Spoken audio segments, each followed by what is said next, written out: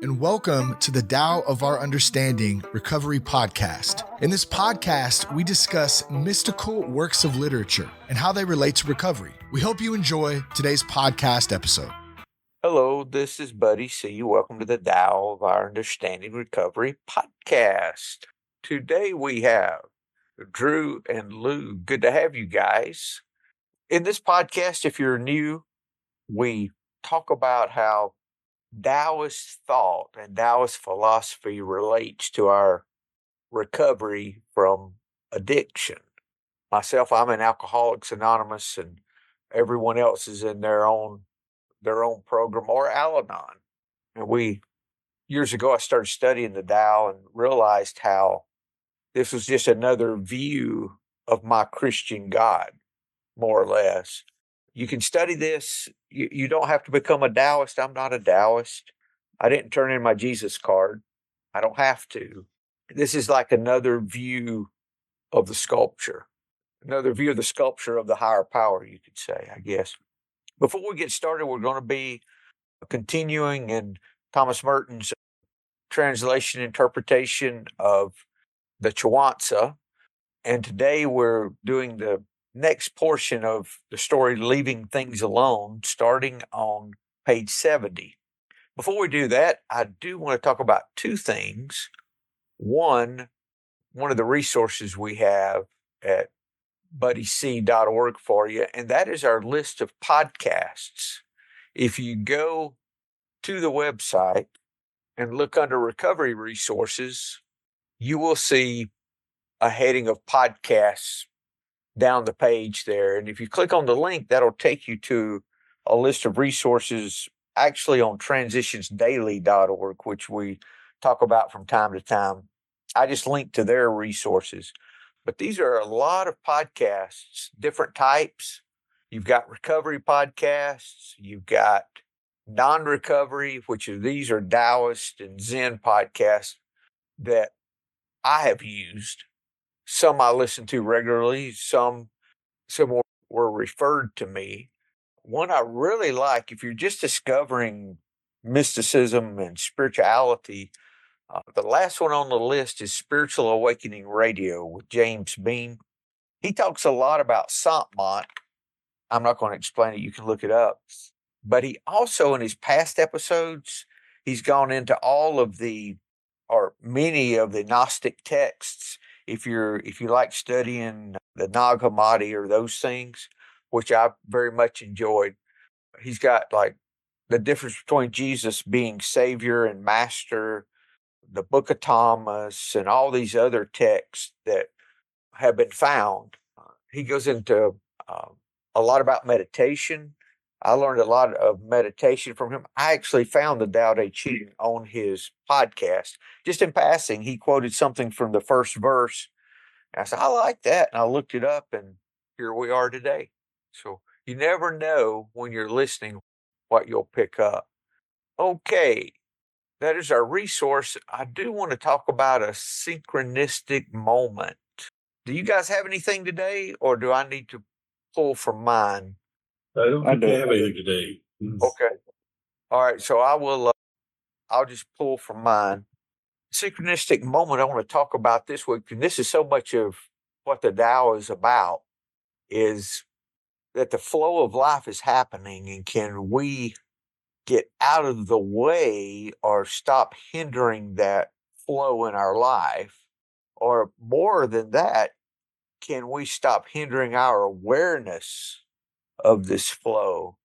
When I finished penning the book, Powerless But Not Helpless, I got a friend of mine, Don M., to do the art.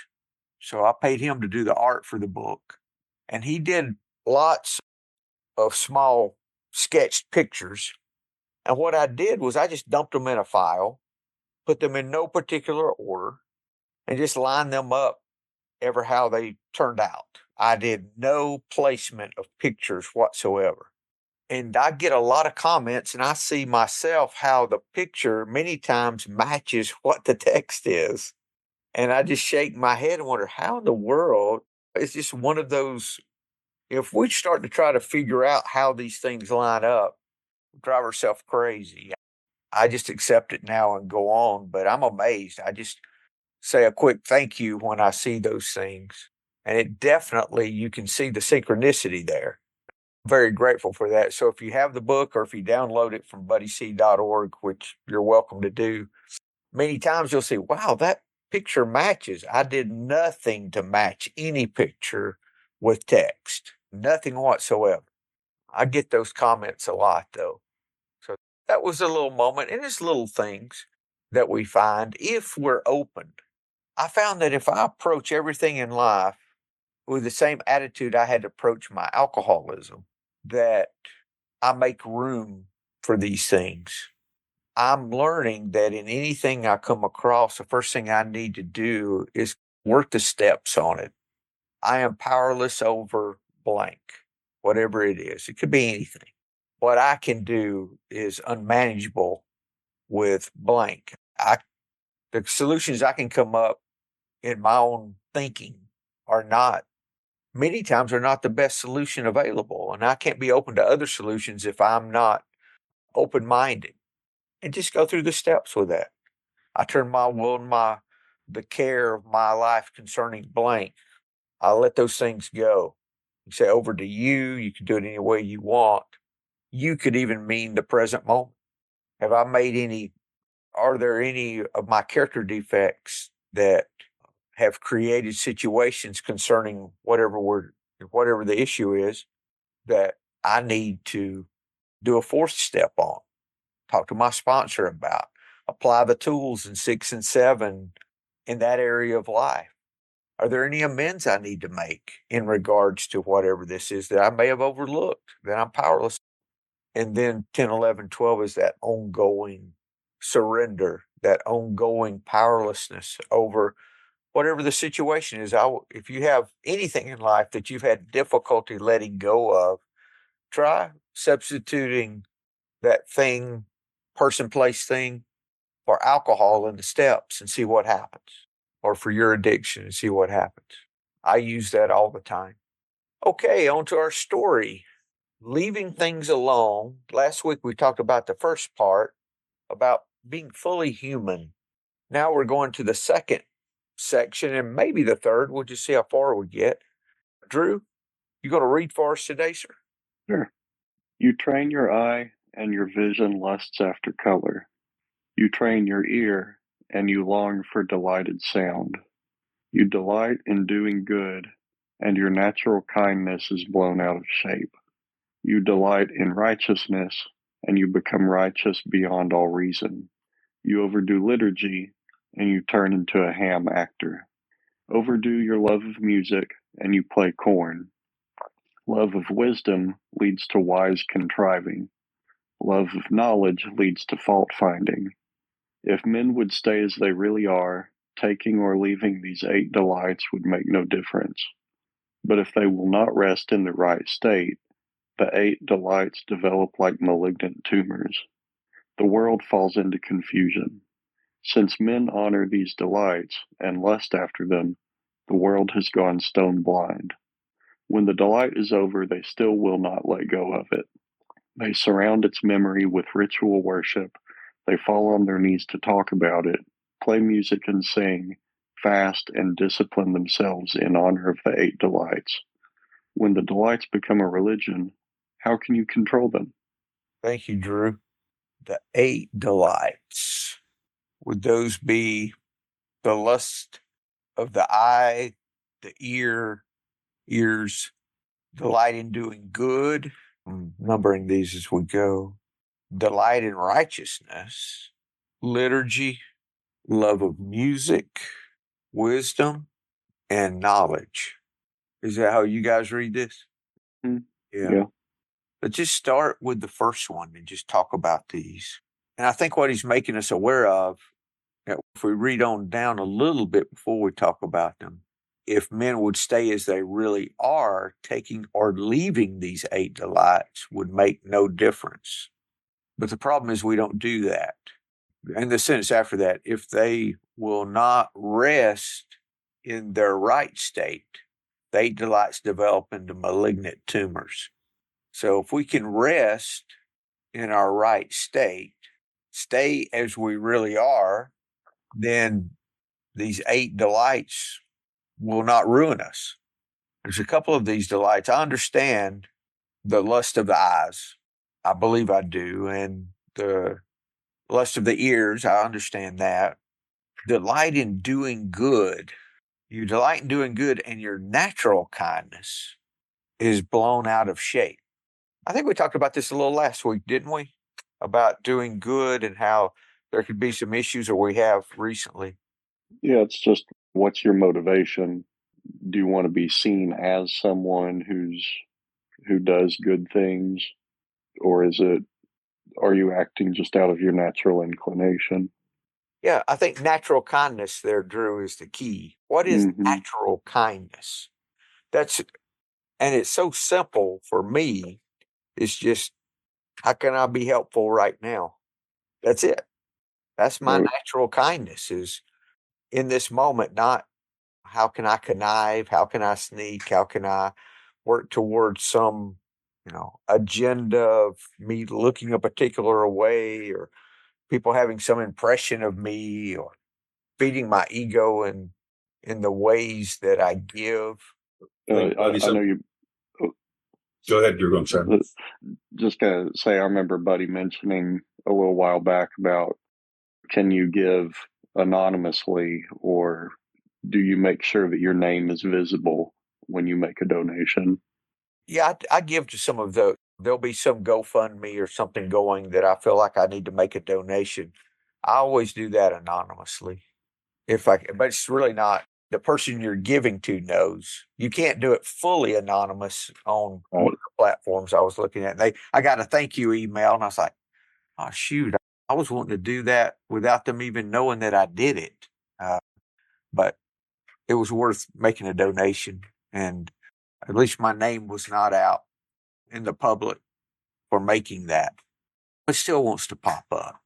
This recognition, still, if I'm not right sized, as this says, blow me out of shape. I have a natural shape, a natural kindness. Can I keep it there?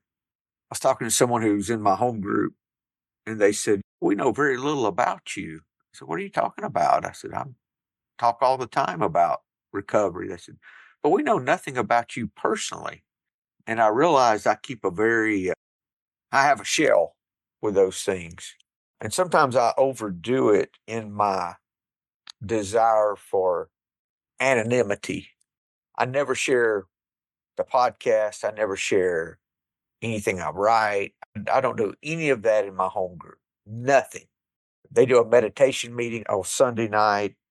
I've never mentioned, I do not want them to know that I did a meditation out. It's sober meditations. You can go and download it. It's 400 meditations, all free. But I don't want to walk into my Sunday night meeting and they're using one of my meditations for the meditation meeting. I just don't. I don't know. I've got to find some balance there. I think I'm still out of balance. That's a tricky place. Doing good and then being naturally balanced with what's going on. That's always for me a tightrope. I think you're right, Drew. If we go back to what is natural would mean for me, what is natural would mean what is easy.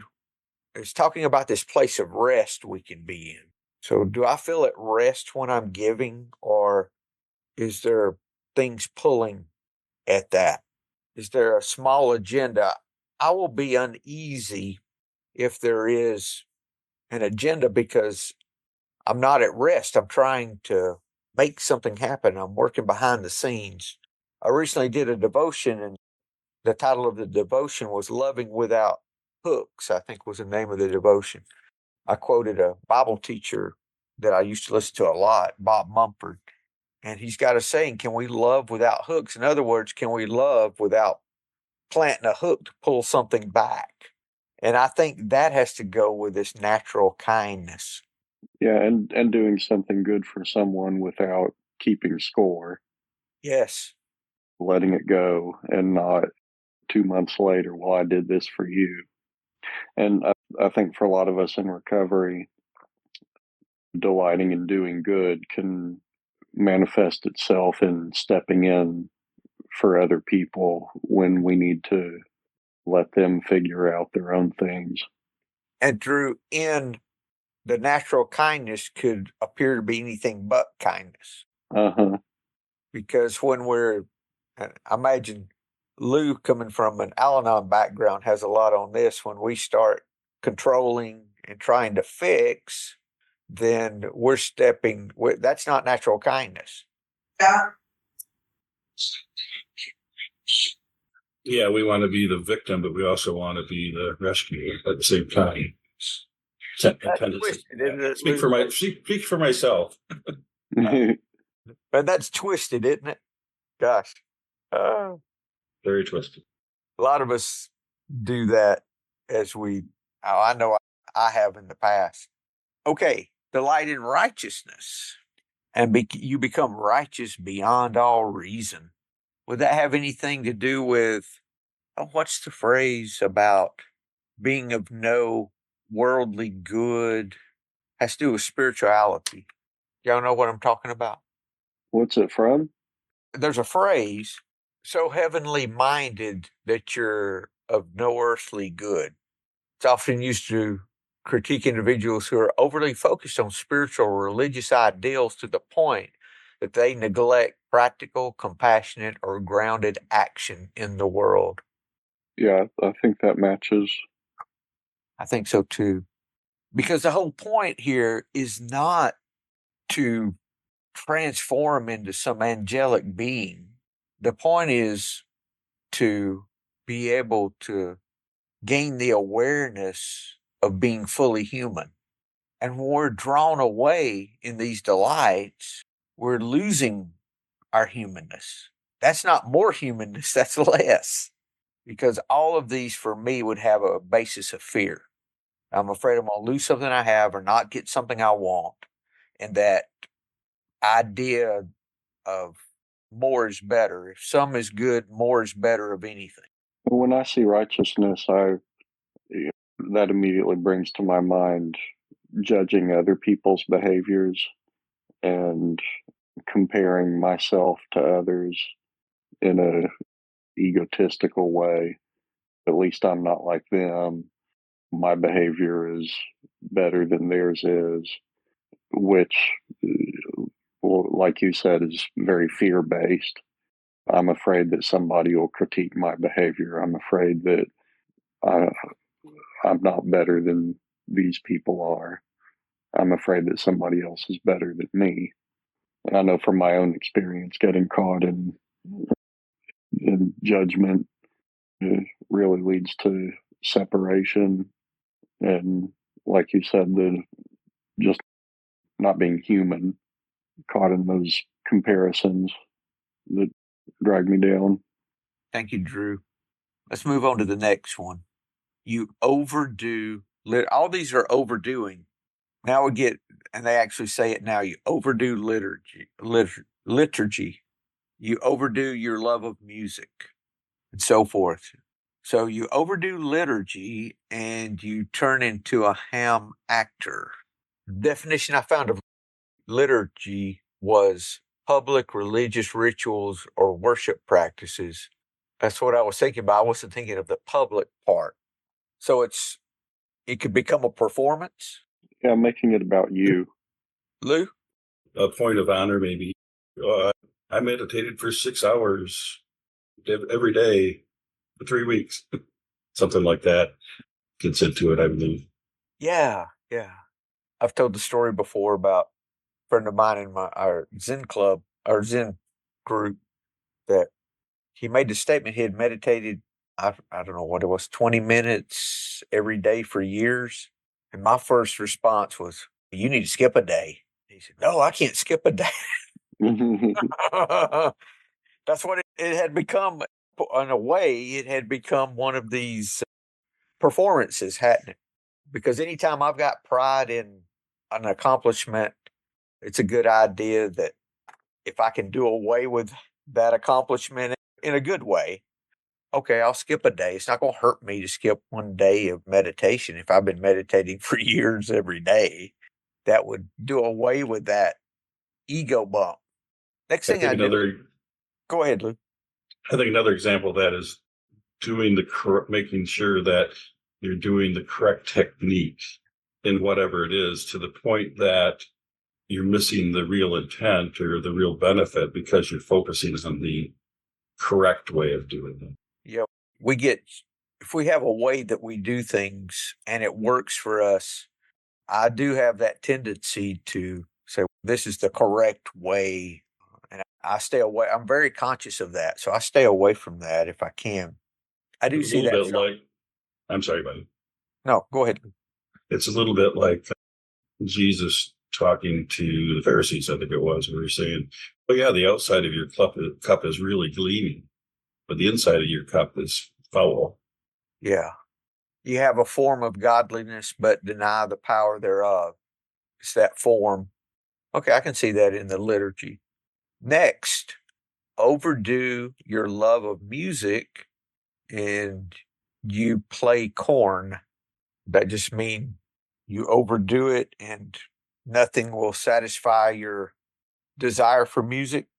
So, buddy, I think it's like when you try to be technically correct, or you try to do everything perfectly, or you try to put on a show, you get out of the moment and not in the flow. Same thing with sports, right? You try too hard, you try to razzle dazzle instead of just playing the game or playing the music, and you lose the spontaneity and you lose the freshness and you lose the rhythm of life or the music. It becomes stale and forced and those kinds of things. That's what I read into. Yeah, I could see that. Yeah, I know I've listened to musicians who are technically, they've got the technique down. They are just virtuosos with technique, but there's just not much heart in it, not much individual expression. It's just, yeah, you're good, but not interesting. Yeah, and the opposite's true too. You can have some singers that are just, their voices are all rough, scratchy, but the music's wonderful. Yeah. Yeah, overdo your love of music and you end up performing like a buffoon or you turn into a fool is what I see as maybe a translation of that. You lose the way you're just focusing on the form, you've abandoned your true nature in the music. What was behind the music? What's in between the notes? That kind of a thing. Okay. Yeah. Thank you, guys. I had no idea on that one. All right. Now we're going to talk about the difference between wisdom and knowledge. Love of wisdom leads to wise contriving. Love of knowledge leads to fault finding. What do you guys think the difference is? Because sometimes they're used synonymously, the difference between love and wisdom. How do y'all see that? Love and wisdom? I'm sorry. Knowledge and wisdom. My mistake. I think knowledge is more fact-based, and wisdom is a mix of experience and intuition. You have to have some knowledge too, I assume, but wisdom, I feel, comes from the heart or the gut or the soul, and knowledge is more brain-based. The way that I've heard it is, and it rings true to me, is that knowledge, like Drew's saying, knowledge is information that you have or you've learned. And wisdom is the ability to use that knowledge and other things like your emotions and your understanding to good use, to a deeper level than just knowing and understanding, but actually implementing into your life and it having a kind of effect on you, a profound effect on you because of your wisdom in doing so. Now, knowledge is different from knowing, though, right? We're not talking about knowledge is not the same as knowing in a spiritual sense. Yes, I think you're right. Knowing is more encompassing than knowledge. More intuitive, right, Lou? That's more of the knowing from within. is different from knowledge or wisdom, I think, right? Mhm. One of those brain to heart things. Yes, yes. See, so I've always gotten this backwards, the knowledge, because I've always equated it with the knowing, but you guys are right. I just pulled up a list of comparisons. Knowledge is book smart, wisdom is life smart. Knowledge can be taught, wisdom must be cultivated. Knowledge gathers information, wisdom filters and applies it. Knowledge often answers what, wisdom often answers why or how. Knowledge is external facts, wisdom is internal discernment. Knowledge collects, wisdom lets go. One clutters the mind, the other clears it. Okay, so we love wisdom, it leads to wise contriving, and knowledge leads to fault finding. Yeah, that makes sense with what we've talked with that. Wise contriving. That goes back for me to this whole thing. And contriving would be manipulating with an agenda. And then the knowledge part, of course, fault finding would be the judgment you were talking about, Drew.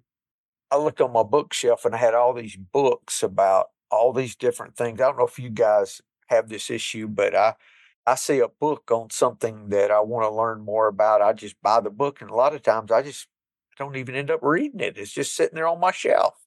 And then someone came over one day and they looked at all the books. Wow, you've got all the, and as if I had studied all of them cover to cover. And I thought, I need to give away these books. I don't need all, that's another layer of contrivance that I could have. I just mention my books as someone comes over to the house and they view my list of, it's crazy how those things that I could get my ego caught in. So I gave away a whole box of books, sent them to the Zen Center in Atlanta and said, here, maybe you can use these books. And this is how my ego works. I've got all these notes in these books. Some of them I've read for the book club. And I'll have all these notes about things. I said, maybe I should put my name in the front of the book so that they'll know that it was my note. I said, buddy, just shut the F up and send the Even in sending them, I could find a way to contrive. All right, let's move to the next one. If men would, now these are the statements that we talked about at first. If men would stay as they really are, their true nature, taking or leaving these 8 delights would make no difference. Doesn't mean we can't enjoy them. It's more of them not enjoying us. But if they will not rest in their right state, the 8 delights develop like malignant tumors. And I've noticed in other spiritual practices too, they talk about this place of rest that you can be. You can be at a place of rest even in situations that don't bring peace and joy. And that's some of what they're talking about here too. And that place of rest for me is a place of acceptance, a place without the contrivance and all of the string pulling behind the scenes. And I can experience that at any time if I'm right sized with these things. And he goes on to explain a little more about what the results of allowing these 8 delights to control and rule our lives be out of balance. The world falls into confusion. Since men honor these delights and lust after them, the world has gone stone blind. When the delight's over, they still will not let go of it. They surround its memory with ritual worship. They fall on their knees to talk about it, play music and sing, fast and discipline themselves in honor of the 8 delights. When the delights become a religion, how can you control them? So a question I can ask myself, if I've noticed that I'm out of kilter with any of these delights, am I unwilling to let them go? Am I holding on to something that's already died? Am I, and a better and more description, if I can't recognize something that I'm not letting go of, what have I surrounded myself with? What do I remember if I am trying to recreate a past enjoyable event, for me, that is being out of kilter with what they call the eight delights. Have you ever experienced that? Because if I ever try to recreate what has happened in the past, like I have this fond memory of something, so I want to recreate that or go on this vacation again in the same place so that I can experience the same thing. That kind of thinking, does that resonate with y'all? Yeah, I've done that. Yeah, buddy, I have my boomer stories. I instruct the younger people in my field, or I instruct the sons or daughters and grandsons and granddaughters. It's with my wisdom of the years. Yeah. I guess that falls into the category. That's not living in our natural state. Our natural state is to be in the present moment. Right. Now, if I enjoyed Hey, something, buddy, go ahead. I have a question. Maybe it's some time for it, but it seems like we could also list 8 horrors or 8 victimhoods or something that people attach themselves to. I'm thinking we were talking earlier about how with Al-Anon, it's victim and rescuer kind of modality. And I think of people who connect at their level of pain or their level of wound instead of their level of recovery. And they become stalwarts and righteousness, I guess, maybe it ties into it in their displays of their retelling of their victim, way they were victimized. And that isn't a serious thing to be a victim, but they live there and they gather others around them that are living in that kind of space too. And that becomes area of non-naturalness. I don't know if that ties into this conversation or not, but I keep seeing the opposite, the flip of these delights. Yeah, that's good. That's good, Lou. I see the same thing. Yep, people stuck in identifying heavily with the traumas that they endured years ago or decades ago. That's a major part of their personality now, is the traumas that they endured. And like you were saying, Lou, not to minimize those or anything, but there's identifying those things is great. And now that you've identified them, you can learn how to let go of them or live past them or do more than just become identified with them. The flip side of the same coin, and the coin being that of being out of alignment, out of the presence, out of the present, out of Yeah. the natural state. So pride and self-pity are two sides of the same coin. Right. Yeah. I don't think much. Thank you, Lou, because I don't think about the self-pity side because that's not me. I've experienced, of course, I've experienced self-pity, but I'm much more on the pride side with most things than I am. And both are ego. We may not think of self-pity as ego, but it is. It's self. And the great message of recovery is there's a way out. There's a way out if you feel less than. There's a way out if you feel more than. Both shows up in our character defects and how we relate to any part of life. If my current moment that I'm living is based on the past and not the present, I can go to that same place again, but why don't I just take it as something new in this moment and see what happens? Not, oh, let's go here because that was something that I get out of the past motivation and more so in the present moment. Yeah. Things become ritual so that we can recreate in some form what's happened in the past rather than focusing on the present and what's available for us in the present. Because if we're not aware of our presence in this moment, we're going to miss what's there for us. Like I've said many times, you can't participate in the virtue of this path, Tao Te Ching, the book of the path of virtue. It's a virtuous path. We can't participate that if we're not in the present moment because I cannot be helpful unless I'm in this present moment, nor can I be helped unless I'm in this present moment. Neither one happens if I'm in the past or the future. So not only do they make ritual worship, they fall on their knees to talk about it. They play music and sing and fast and discipline themselves in honor of these things. And when it becomes a religion, which we can use that word broadly, and I see religion more as a form than the essence of what the religion began with. So you can make a religion out of anything. Like you were talking about, Lou, you can make a religion out of meditating. You can make a religion out of anything that you do. It doesn't have to even be a spiritual thing.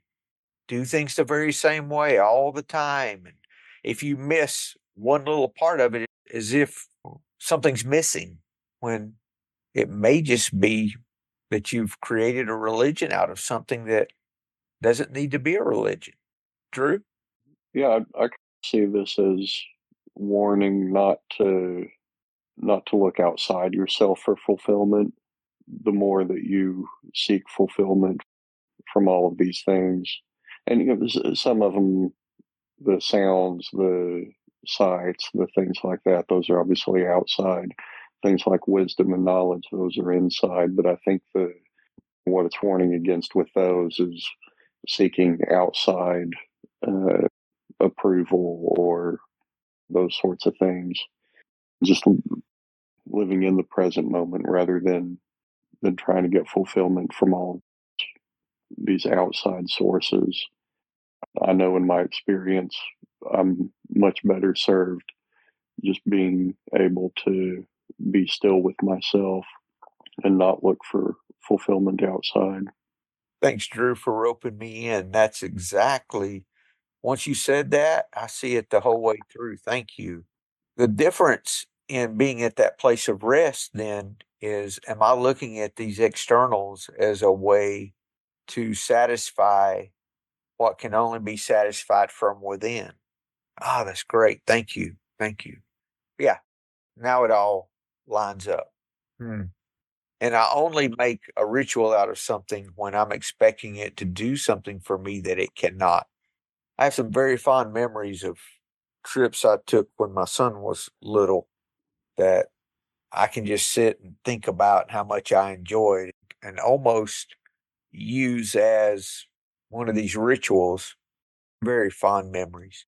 So I learned to flip that around to just be grateful for those memories instead of desiring I had more of them, that kind of a thing.